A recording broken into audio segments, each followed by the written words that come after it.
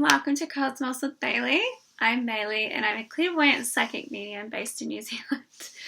Welcome. Okay, so today's video is going to be, I'm going to give some psychic boundaries, tips and tricks. I've been, dreamed of a few things, some things that are really easy to understand. With a lot of my videos on here, I aim to make helpful tips and tricks really easy to understand so you can use them in your everyday world and everyday experiences. So I was having a lot of experiences with my own psychic boundaries and energies trying to sort of overcome my energy, and it happened quite often, and I've struggled with it for quite a while. And while I was sort of going through what I was going through, I came up against, this can happen, you can come up against energies in your environment that sort of want to overcome you and overtake you. And it's quite common when you're going through the process of empowering your spirit and empowering your soul essence that you're going to come up against energies that are going to be like, no, I still want to have power over you. So when you're going through these types of experiences, when you're up leveling or when you're deciding, I'm not going to let this person have a say in my life anymore, or I'm done with one of my parents telling me this and this, I'm choosing for myself, you are going to come up against energies that want to still try and dominate and control you. You are going to come up against energies that want to dominate and try and control you. When someone is used to having a say over your energy and your life, it gives their ego a sense of power. And it's taken me a while to figure this one out. But their ego feels a sense of empowerment that they are saying and have a say over your life experience. It's very petty, but it happens all the time. And even in work environments or family dynamics, especially in family dynamics, a lot of these things can play out.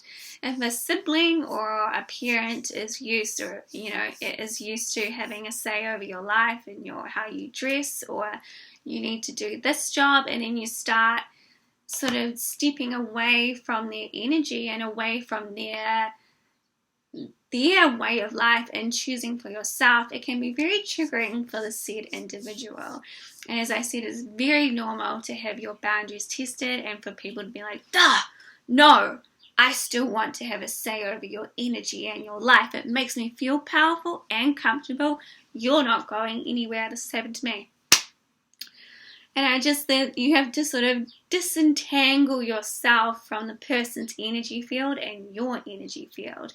And this is why I talk so often about psychic boundaries, spiritual discernment, and common sense intuition.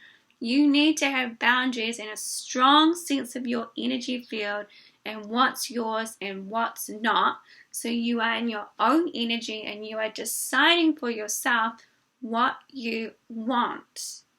And you're not having someone else's energy in your energy field like a little parrot telling you what's going on in your life, because you're going to lose sense and a connection to what you're really wanting. Yes, okay, and yeah, sometimes it takes a while to figure these things out. Sometimes we go through a lot of testing. Sometimes we have a lot of experiences that can be very disheartening, very disempowering, but in the end, they are sort of helping us to get that spiritual backbone and be like, hey, leave my energy alone. It's taken me a while to get to this because in divine feminine spirituality, there's a lot of talk of being selfless and helping other people all the time. And that if you have really strong boundaries as a woman, there's a lot of really disempowering ways of being a woman on this earth. But I've got another video coming up that's already out, I think, by the time I post this, on divine feminine boundaries. And it's almost, and then also with men struggle with boundaries with other women. Like, it's really, really healthy, spiritually healthy to have psychic boundaries. and it's very empowering. So, okay, I dreamed of this, and I was like, wow, that's a really good way of describing some very general tips and tricks. So these general tips and tricks can be used for your everyday life. I also don't know what's going on in your energy body and energy field and what you're experiencing. If you're wanting something more specific to your situation, or you're intrigued and you want to know more and you want to get better boundaries, I highly recommend to book a spirit world session with me, and we can discuss that. Just if you're on that journey and your individual journey. A lot of these videos that I post are very, very generalized, and they may not be suited to you and your circumstances. So, yeah, this one was really good, and I was going through a lot of things with someone in particular, and then I dreamt of it, and I looked it up, and it was, I think in America, they have these bears, and like black bears, and I got shown like a, it's like someone's energy. It's probably really subconscious, and they think they can, like, almost like a wild bear walking into your backyard. And I've seen a lot of those videos. I looked it up where those bears just come and swim in your pool, or like they're just hanging there in your back garden like it's their back garden, and they don't know that you're there. But that's sort of like, I'll post some videos below about that.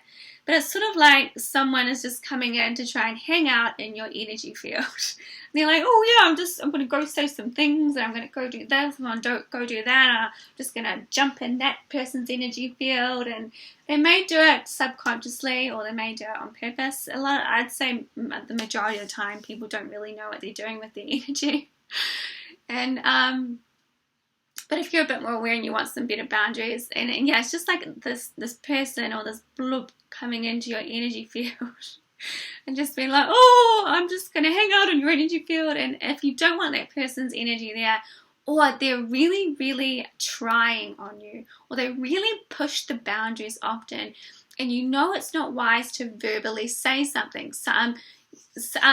Apart from verbally saying a boundary, sometimes the best way to do a boundary is energetic, and then you get this person to back off. I know sometimes when we verbally say boundaries, it can come from the ego and a place of self-righteousness, and it's not really coming from respect for the other person. It's very hard to navigate.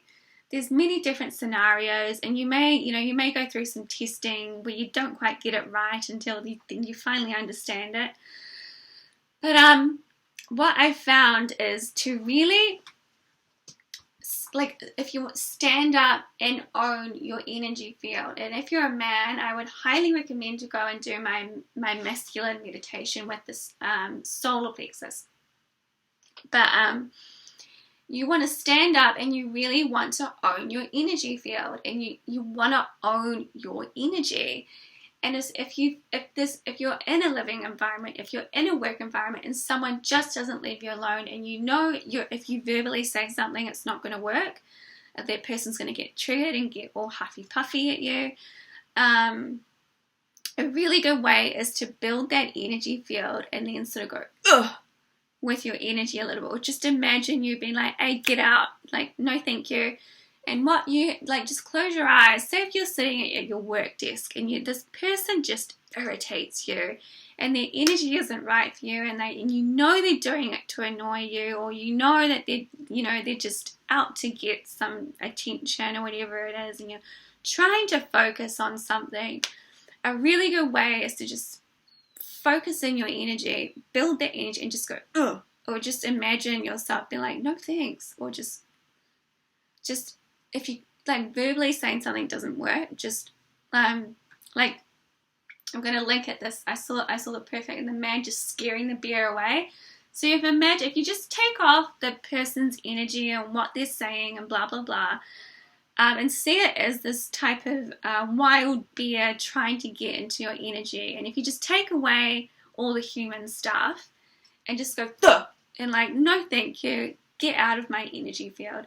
You'll most likely feel that if you start to really own your energy and say, no thank you, get out of my energy field. It's sort of like just giving someone an energetic fright. And if you use your energy and just be like, no, they'll most likely, if you do it quite a few times, energetically they'll feel that and they'll walk away.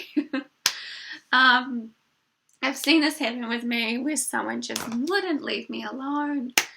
And the stronger I got in my energy, and it just wasn't going to work with me saying something verbally, the person learnt that I wasn't going to play that game with them. So, and now they leave me alone. So it works. There's ways of working with energy that can really, really help you, and also not get you entangled in conflict or someone else's energy. But you need that boundary, and you need to be confident and capable in your energies and be like, oh, no. Like, you need to have a strong no thank you with psychic and spiritual boundaries. Never ever be afraid to say no thank you. I don't want your wild bear energy coming in and trying and no. You just, and like, it doesn't have to be aggressive. You can just be like, oh, no thanks. Like, get away from me. Your energy, your choice is what's going on and who you want in it. Okay. So I need it. Yeah, that's a very easy thing to, I would say, use in the everyday world. And you really want to build up that energy and that really strong sense of self. Try it in your home environments. Try it in your work environments and see what happens. And see what feels right for you and what's easier for you. The bear analogy is a really easy way of understanding someone's energy, like who's probably a little bit unaware of what they're doing. And you can just be like, no, get out. Like, you need to have that backbone to you with people who are not, it's your energy and your choice. And once you understand that, you feel a lot more empowered in situations where you may feel disempowered, and you sort of take the power back. But you're not taking the power back from that person. You're just choosing to choose power for yourself in that situation, energetically and psychically. Okay. Do I have any other tips and tricks for that? That was a general tip that I dreamt of, and that really helped me understand the energetic thing. And it's very empowering as well. And then, once you really are able to hold those boundaries naturally for you psychically, life becomes a lot more enjoyable.